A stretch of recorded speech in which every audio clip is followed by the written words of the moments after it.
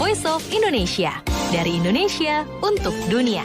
Ada Mbak Priscilia Lisa Monica Simatupang nih sudah tersambung dengan kami melalui Zoom nih pendengar. Kita mau terbang jauh nih ya ke benua Eropa, ke Rusia, dan kita mau tanya pengalaman Mbak Monica nih kuliah di sana. Jadi kita sapa saja langsung. Halo Mbak Monica, apa kabar? Oh, Mbak Dora, baik, puji Tuhan. Puji Tuhan, alhamdulillah ya, sehat ya? Sehat. Kita semua sehat di sini. Saat ini lagi Ya, Mbak Dora apa kabar nih? alhamdulillah puji Tuhan sehat. Lagi libur kuliah atau gimana nih Mbak Monica? Ya, sekarang saya lagi ada persiapan, jadi di kuliah saya itu ada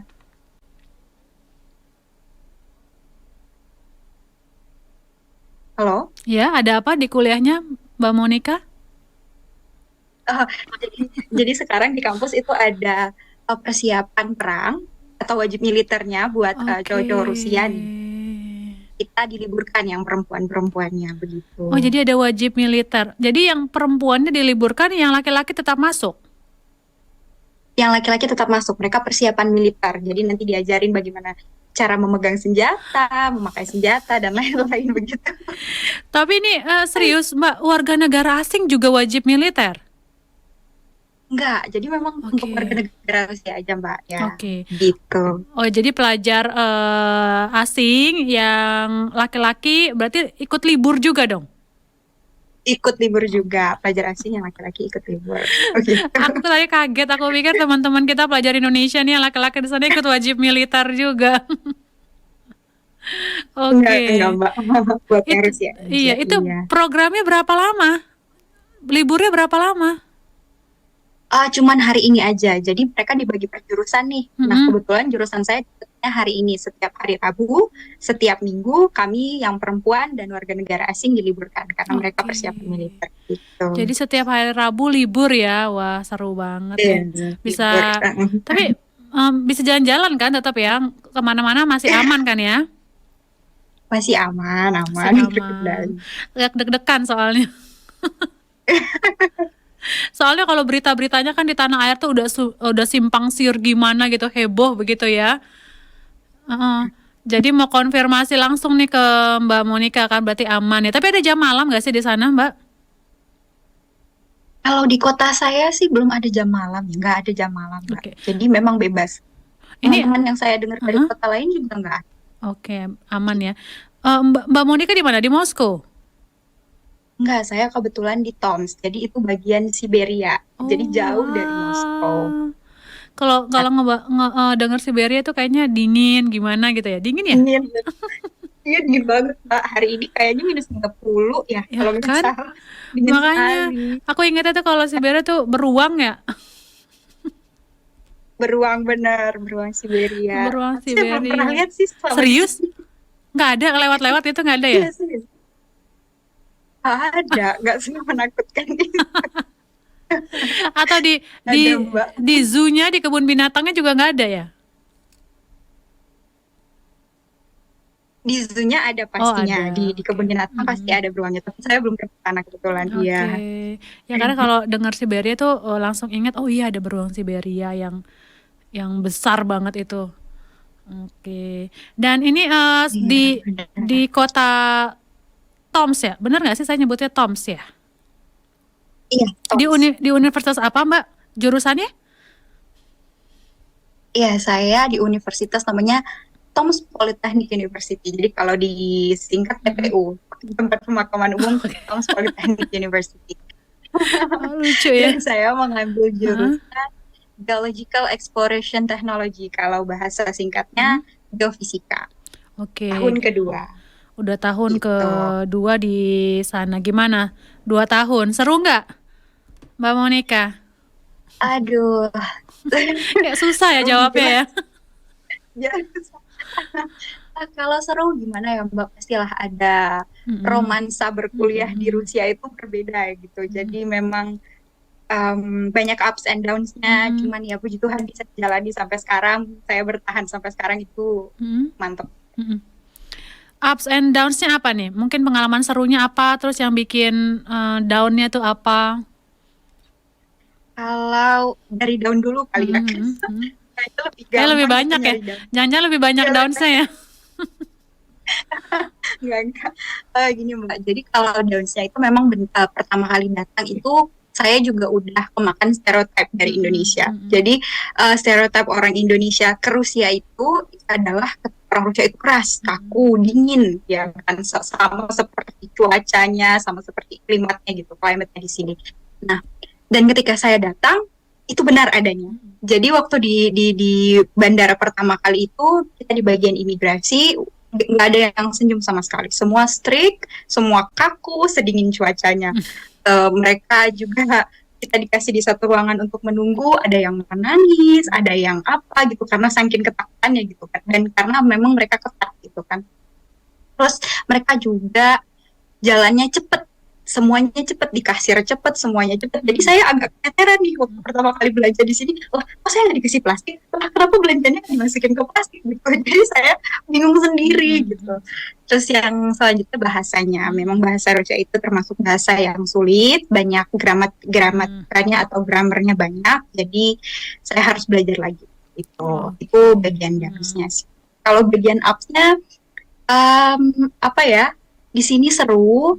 Ketika kita mengenal orang Rusia, saya punya teman. Awalnya mereka dingin, tapi ketika kita lebih mengenal lagi, kita baik dan lain-lain, mereka sangat dekat. Bahkan kadang mau diajak ke rumahnya, mengenal keluarganya, begitu. Jadi mereka mungkin kelihatan dingin di luar, tapi ketika kita sudah dapatnya hatinya mereka nih, nah mereka akan kasih semua ke kita, gitu. Mereka anggap kita keluarga. Luar Begitu, biasa Mbak. ya, seru juga ternyata. Jadi kepikiran awalnya tuh gimana nih Mbak akhirnya? Saya mau melanjutkan studi gitu di Rusia atau tepatnya di Toms ini. Ini idenya dari mana ini? Kalau ide itu saya nggak mau bilang Rusia ini last option ya, Oke. tapi memang ini benar-benar precious hope yang benar-benar kesempatan berharga buat saya karena memang sejarah lagi menarik ke belakang itu saya gagal SBMPTN, SNMPTN dan lain-lain. Jadi memang perjalanan menuju ke sini sendiri itu juga udah termasuk challenging bagi saya. Jadi saya sempat gap year, libur setahun. Saya dengan orang tua saya, khususnya mama saya itu memang dari SMA sudah mencari beasiswa ke luar negeri. Sudah sempat melirik beasiswa Rusia waktu saya kelas 2 SMA. Tapi kembali lagi ke makan stereotype. Kalau misalnya orang-orang Rusia itu kasar-kasar dan kaku-kaku begitu. Jadi saya sempat membuang mimpi saya untuk pergi ke sini. Cuman ketika saya gap year, saya cari tahu lagi nih, Mbak, kayaknya memang udah jodoh banget gitu. Jadi ada poster yang lewat di laman Facebook saya, di laman Instagram saya, dan kembali saya juga mendengar dari ada saudara saya yang berkuliah di sini dan saya baru tahu pada saat itu gitu. Jadi emang sudah jodoh, jadi dapatlah ide. Kalau gitu coba aja kali ya daftar beasiswa Rusia ini, dan saya akhirnya mendaftar. Puji Tuhan semua dilancarkan sampai akhirnya saya berangkat pada tahun 2021. Oke. Itu 2021 saat ini ya, saat COVID ya? Betul, saat COVID, Mbak. Oke. Itu diundur juga saya berangkatnya karena gate-nya waktu itu kan tutup ya. Jadi 2020 di bulan Januari baru dibuka, langsung urus visa dan lain-lain dan berangkat ke sini. Oke. Gimana nih prosedur pendaftarannya sendiri? Susah nggak sih? Apalagi tadi ya mengeluhkan soal bahasa, ini ada kriterianya nggak sih? Kalau Inggris kan harus TOEFL gitu kan, atau IELTS. Kalau Rusia sendiri gimana nih? Semacam administrasinya dan yang lainnya nih. Kalau Rusia sendiri itu mereka ini yang spesial beasiswa Rusia karena mereka itu tidak memerlukan yang namanya TOEFL dan lain-lain, TOEFL dan IELTS. Dan ketika kita datang ke sini juga, mereka juga nggak punya persyaratan bahwa kita harus belajar bahwa kita harus bisa bahasa Rusia. Jadi memang benar-benar bersih datang ke sini, baru kita diajarkan 1 tahun, itu masa persiapan namanya.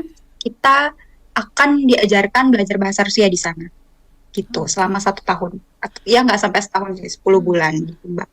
Kalau untuk alur pendaftarannya sendiri, memang ada form application, ada link yang akan dibagikan, Education in Russia. Jadi di sana kita uh, bikin aplikasi form, terus mengupload dokumen-dokumen yang diperlukan. Nanti akan selesai itu kita seleksi dokumen, lalu ada tes dan interview. Kalau zaman saya dulu nggak ada tes sih ya. Cuman kalau sekarang saya dengar-dengar dari yang baru mendaftar itu sudah ada tes. Jadi interview dulu mereka, lalu akan ada tes. Lalu tahap terakhir itu adalah pengumuman kelulusan. Tapi di sini pengumuman kelulusan itu adalah bukan berarti kita sudah dapat universitas langsung. Cuman pengumuman kelulusan ini baru nyampai pada saya sudah dapat beasiswanya aja. Cuman universitas dan jurusan kita belum tahu nih.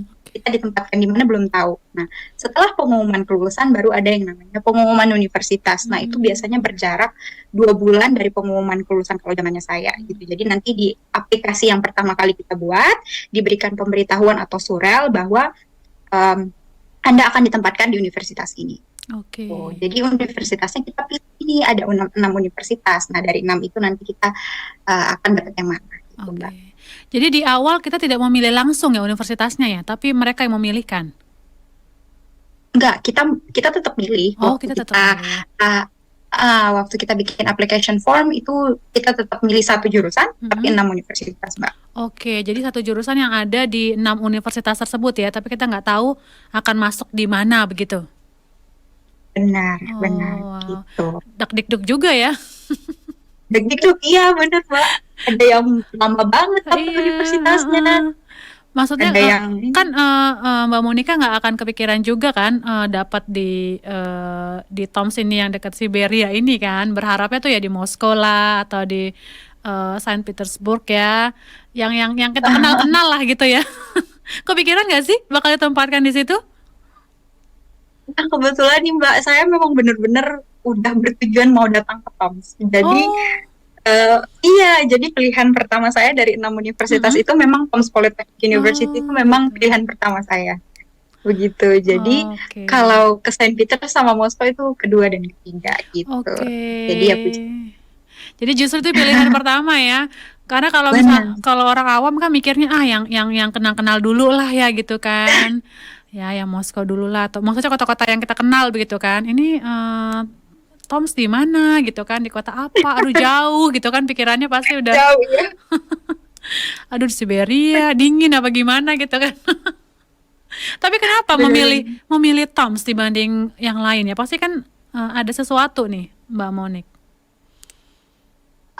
Memilih Tomsk karena memang jadi waktu di Indo itu ya mikirnya gini, Tomsk itu kayak Jogja.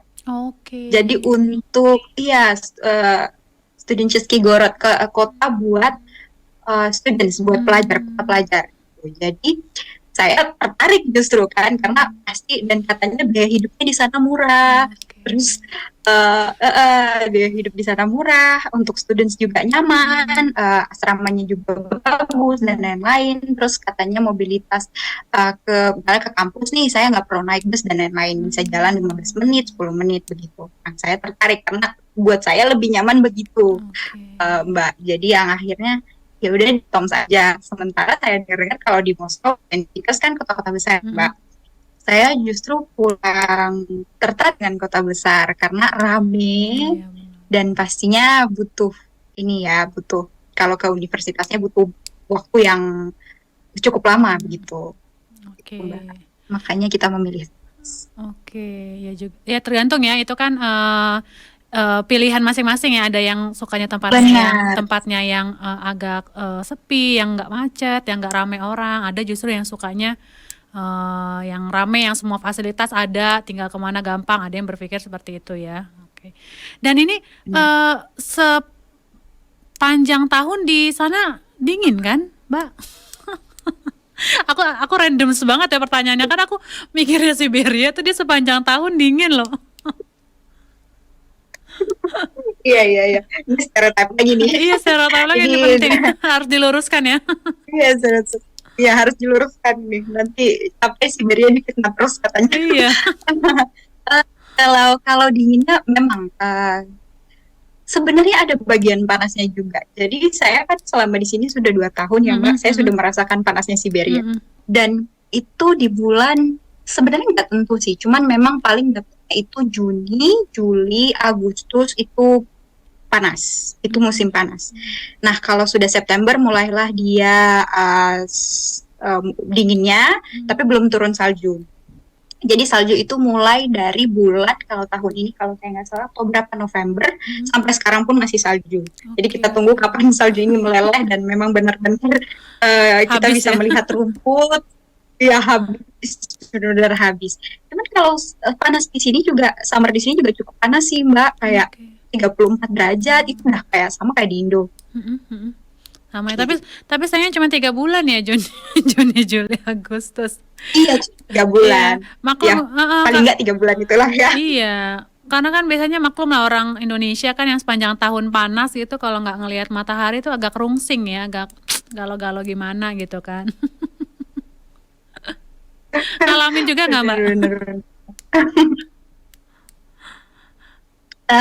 Ngalamin sih dulu kalau di Indo pengennya dingin melulu, tapi pas di sini kok kayaknya aduh ternyata saya nggak suka salju, saya sukanya panas gitu, baru menyadari sukanya Ya. matahari. Kalau udah jauh dari tanah air baru menyadari ya kalau ternyata tuh lebih baik di Indonesia ya dibanding dimanapun ya. Bener, setuju.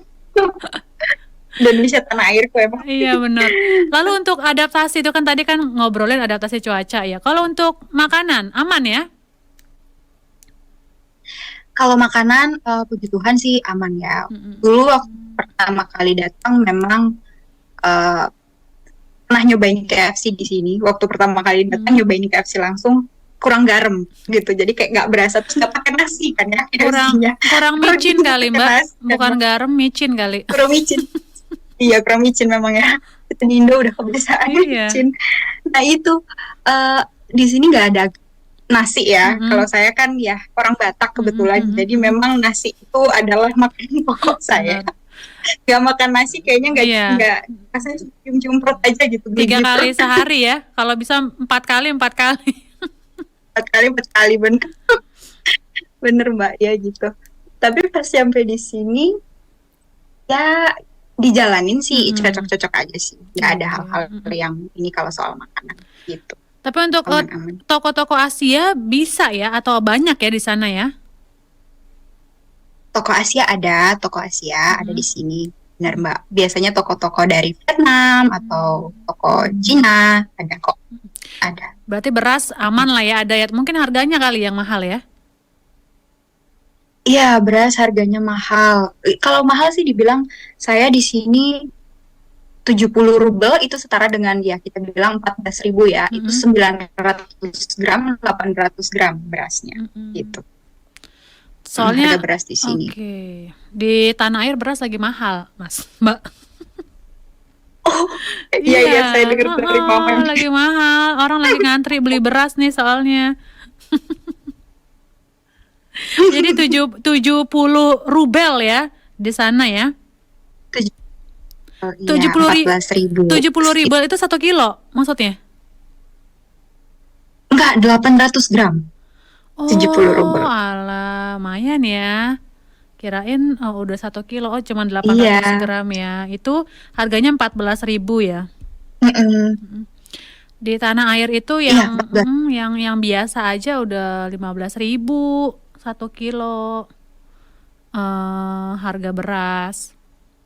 Kenapa kita jadi ngomongin beras ya? Iya. Ngomongin beras ya. Tapi ya 11-12 lah. Iya. Tapi dengan uang itu berarti kan dari beasiswa itu uang saku juga dapat kan Mbak ya? Nah, beasiswa Rusia itu memberikan uang saku, Mbak. Jadi mereka menanggung bersih biaya pendidikan kita. Jadi kita nggak usah bayar uang semesteran, uang pangkal, dan lain-lain. Tapi untuk akomodasi seperti asrama, makan, dan lain-lain itu kita nanggung sendiri. Jadi hitungannya memang beasiswa ini bersifat parsial. Iya. Jadi setengahnya. Jadi tapi mereka berikan yang namanya stipendi setiap bulan. Stipendi atau uang bonus jajan lah ya? istilahnya. Uang jajan lah Iya, ya. uang jajan, bener Mbak. Mereka berikan kita uang jajan setiap bulan. Dan setiap kampus itu berbeda-beda, setiap kota itu berbeda-beda. Kalau saya di Toms Politeknik ini sendiri, saya dapat 4.800 rubel.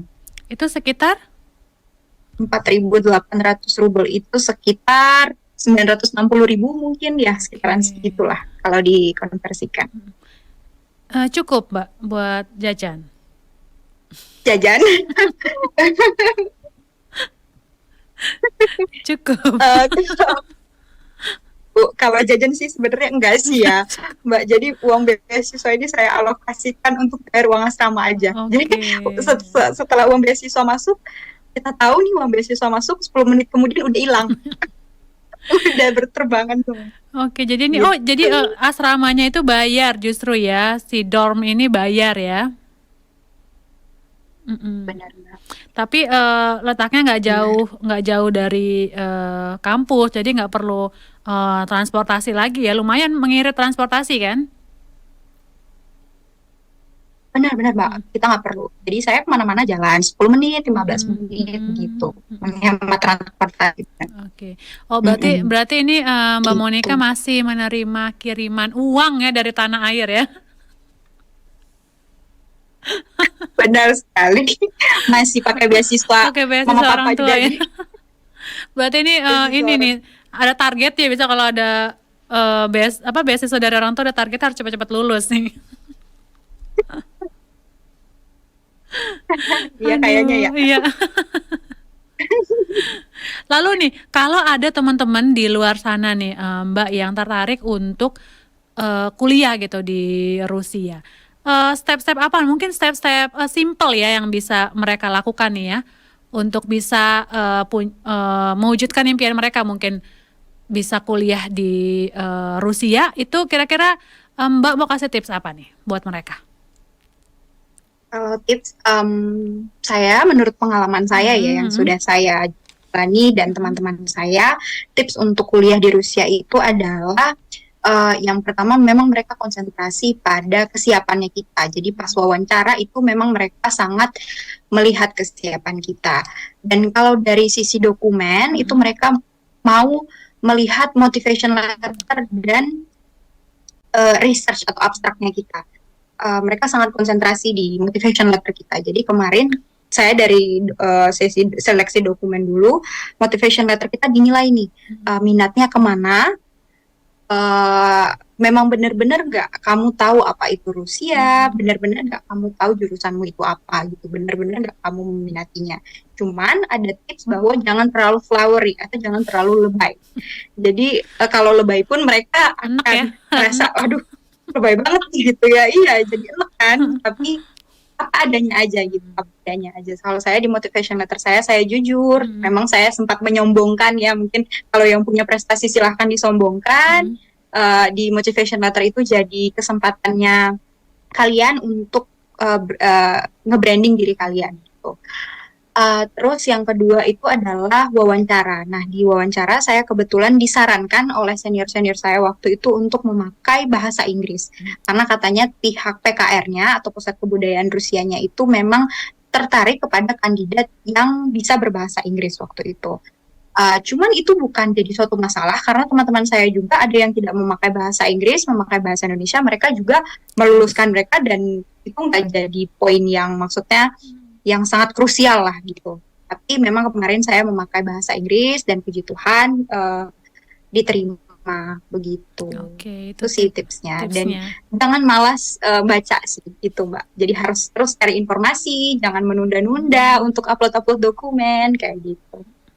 Dan jangan terlalu khawatir juga tentang kendala bahasa ya, bisa dipelajari ya Mbak ya. Benar, bisa dipelajari, semua akan dipelajari di sini kok. Kita selama 1 tahun 10 bulan dibekali untuk bisa bahasa Rusia. Oke, terima kasih Mbak Monica ini tips-tipsnya dan pengalaman, cerita tentang pengalamannya di sana ya, luar biasa sekali. Ini semoga teman-teman di sana yang di luar yang mau studi gitu kan di Eropa atau khususnya langsung ke Rusia itu ada bayangan ya setidaknya. Oh ternyata begitu tuh. Mungkin stereotip yang dulu muncul begitu jadi terpatahkan begitu dengan cerita kita hari ini ya. Benar, benar. Benar, Mbak. Oke, terima kasih Mbak Monica. Salam untuk teman-teman di sana. Terima kasih, Mbak Dora. Iya, salam. Ya, dengan Voice of Indonesia, demikian tadi ya bincang-bincang hangat saya dengan Mbak Monica selaku pelajar Indonesia di Rusia nih. Dan semoga bermanfaat ya bincang-bincang saya dengan Mbak Monica. Voice of Indonesia, dari Indonesia untuk dunia.